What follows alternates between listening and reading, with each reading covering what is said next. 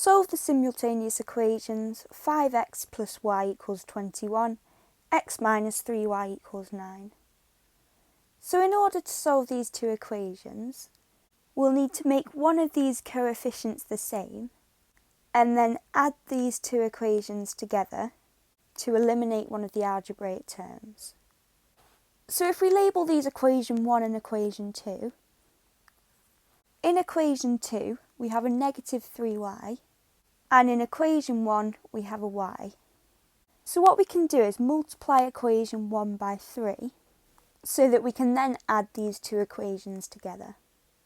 So if we multiply both sides of this equation by 3, 5x multiplied by 3 is 15x, y multiplied by 3 will give us 3y, and then 21 multiplied by 3 will give us 63. And we can label this equation 3. So now what we can do is add equation 2 to equation 3.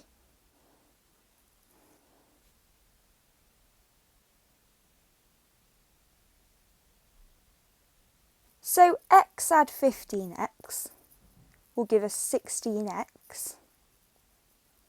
Negative 3y add 3y will give us 0. And then 63 add 9 gives us 72. So this therefore tells us that 16x is equal to 72. So now in order to work out the value of x, we'll want to get the x term on its own on one side of this equation. So the first thing we can do is divide both sides of this equation by 8. And this tells us that 2x is equal to 9. And then finally we can divide both sides of this equation by 2.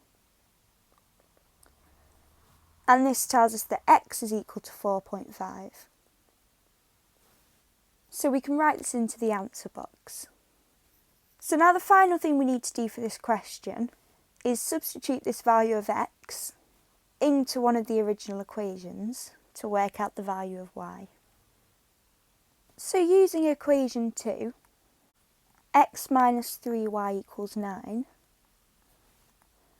and when x is equal to 4.5, then this means that 4.5 minus 3y is equal to 9.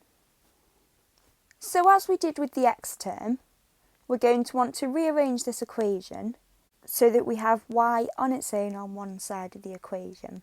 So first we can add 3y to both sides of this equation. And this gives us 4.5 is equal to 9 plus 3y.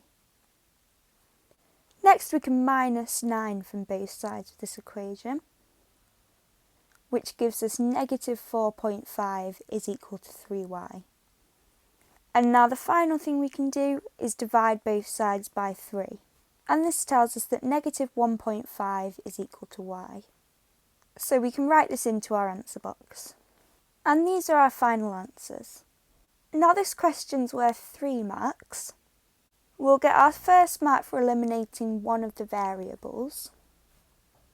We'll get our second mark for substituting the value of x into one of the original equations.